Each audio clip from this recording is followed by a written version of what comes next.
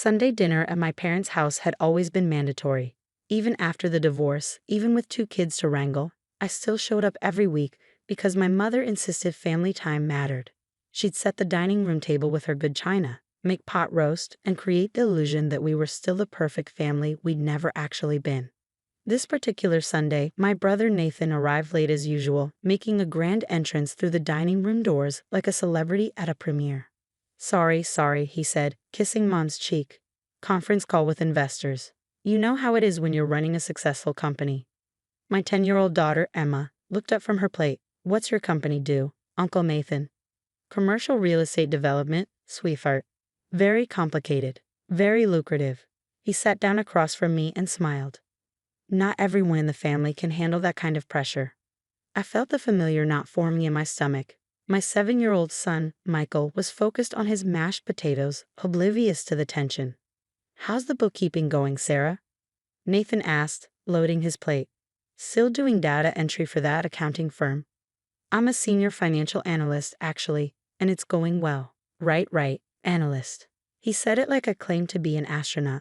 Must be nice having a simple job. Clock in, clock out, no real responsibility. Emma watched the exchange, her fork paused halfway to her mouth. Mom changed the subject to Emma's upcoming school play, but Nathan wasn't finished. Throughout dinner, he made small comments about my modest car in the driveway, my quaint rental house, and how I was doing my best as a single mother. Then, as Mom was serving dessert, Emma asked the question I'd been dreading. Uncle Nathan, why do you always say mean things about Mom? The table went quiet. Nathan's smile didn't waver. Mean things? Emma, honey, I'm just being honest. Your mom is the family failure. She'll never amount to anything. Not like me, not like your grandfather was. Some people are built for success, and some people, he gestured at me, aren't. Emma's eyes filled with tears. Michael looked confused. I felt my face burning, but kept my expression neutral. Nathan, Dad said quietly, that's enough. What? The kids should understand reality. Sarah barely scraped through community college, took forever to get any job, and got divorced because she couldn't keep a husband happy. I'm actually doing her a favor by being honest. A tear rolled down Emma's cheek. She looked at me like I could fix this, make it not true. I reached over and took her hand. It's okay, sweetheart. But he said you're a failure, Emma whispered. People say lots of things, I said softly. I looked at Nathan. We should go. The kids have school tomorrow. I gathered our things while my children sat in stunned silence. Mom tried to apologize, but I just kissed her cheek and left. In the car, Emma cried quietly. Michael asked if we were poor. We're fine, I told them. We have everything we need. That night, after putting the kids to bed, I sat in my home office and looked at the files I'd been avoiding.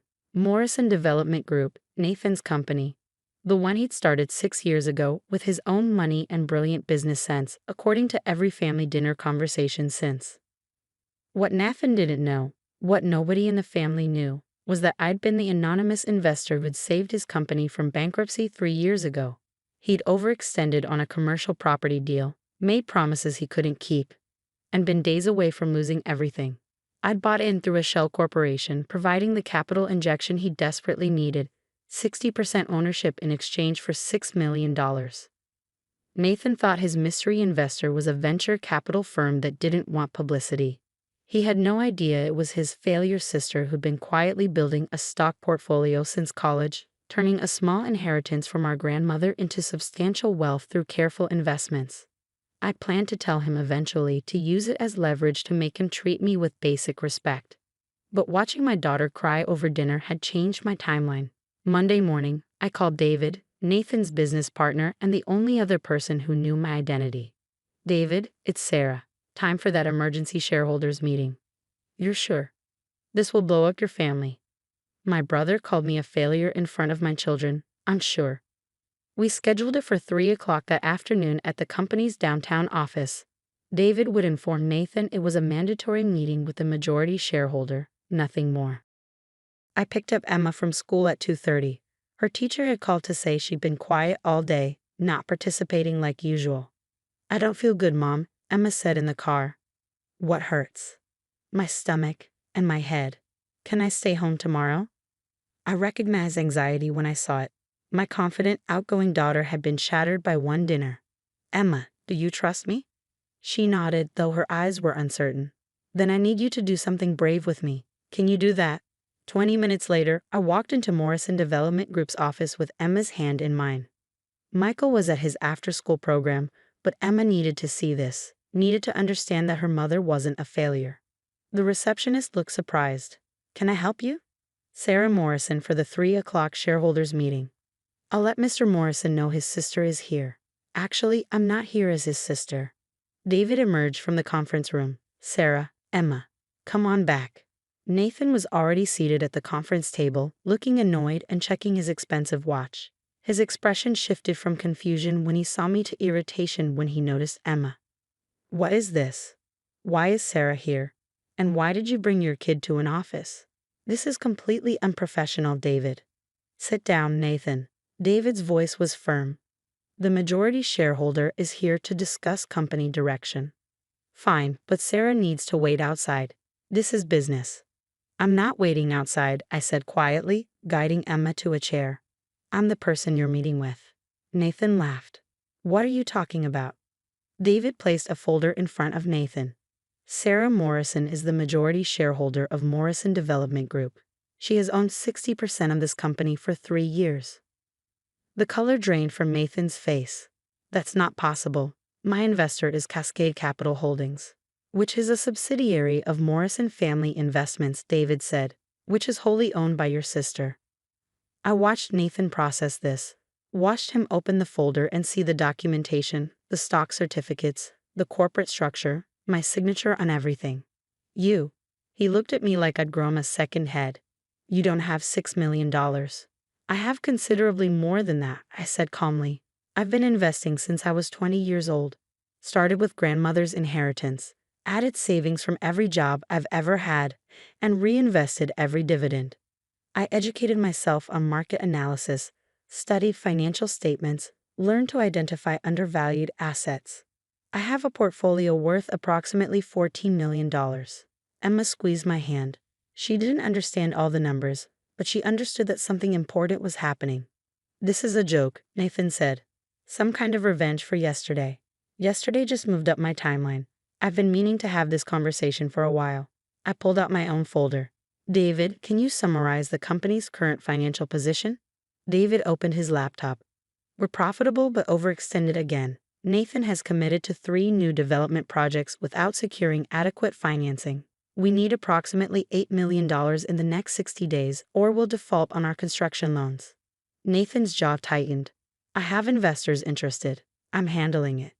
You have verbal commitments, David corrected. Nothing in writing. Nothing binding. I looked at my brother.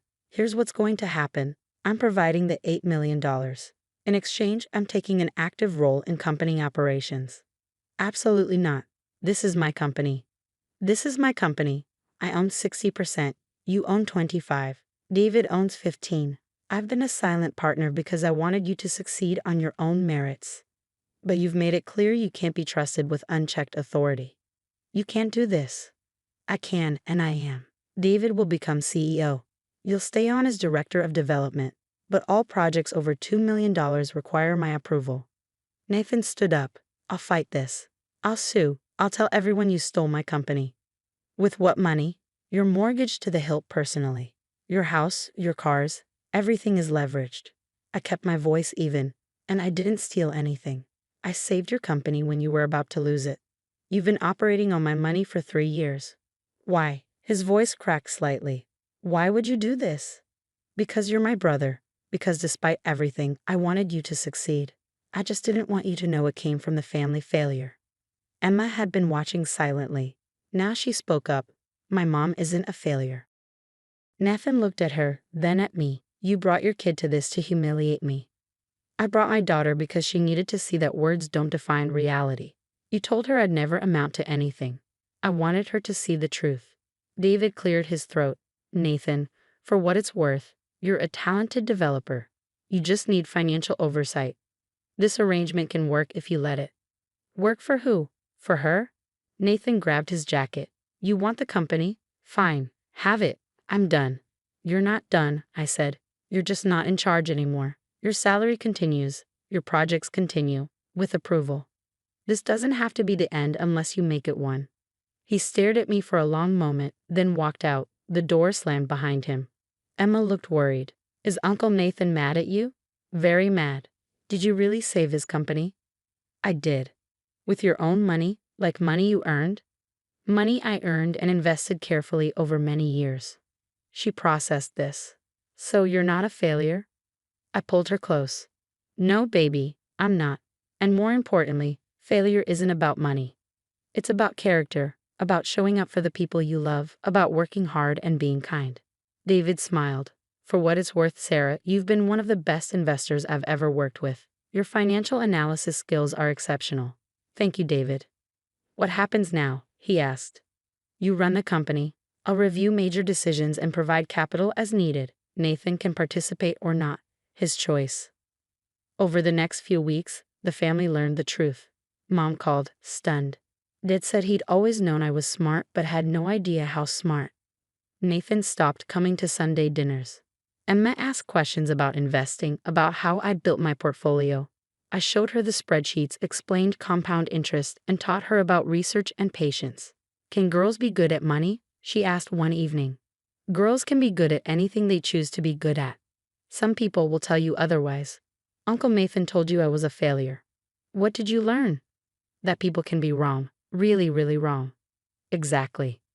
3 months later, David called with good news. The projects were back on track. The financing was secured. Morrison Development Group was stable and growing. Nathan is asking to meet with you, David said. What does he want? I think he wants to apologize, or at least try to. I agreed to coffee at a neutral location. Nathan showed up looking tired. I've been an asshole, he said without preamble. Yes, you have. I didn't know. About the money, about your investments. I assumed that I was exactly what you told everyone I was, a failure. He nodded, looking miserable. I'm sorry, especially for what I said in front of Emma. That was inexcusable. It was. Can we fix this? Not the company stuff. That's working fine with David. I mean us, the family thing. I thought about Emma, about the lessons she was learning, about whether revenge or reconciliation was the better teacher. We can try, I said. But things are different now. You don't get to disrespect me anymore. Not in front of my kids, not in front of anyone. Agreed. And you're going to therapy, because whatever makes you need to put me down to feel good about yourself needs to be addressed. He started to protest, then stopped. Okay. It wasn't perfect. Nathan struggled with the new dynamic, with not being the family success story. But slowly, painfully, he learned to treat me with respect. Emma thrived. Her teacher reported she'd become more confident, more willing to speak up. She told her entire class her mom was a business owner and investor. One Sunday, 6 months after everything changed, Nathan came to dinner and brought a gift for Emma, a book about women in business.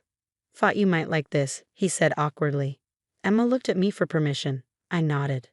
Thank you, Uncle Nathan. You know, your mom really is brilliant. I should have said that a long time ago. After dinner, Emma pulled me aside. Is Uncle Nathan nice now? He's trying to be better. That's what matters. Because you own his company? Because he finally realized that success comes in many forms and that underestimating people is always a mistake. She hugged me tight. I'm glad you're my mom. I'm glad you're my daughter. That night, I updated my investment spreadsheets while Emma did homework at the kitchen table. Michael was building with blocks. My modest rental house felt like a palace. Nathan's company was thriving under better management.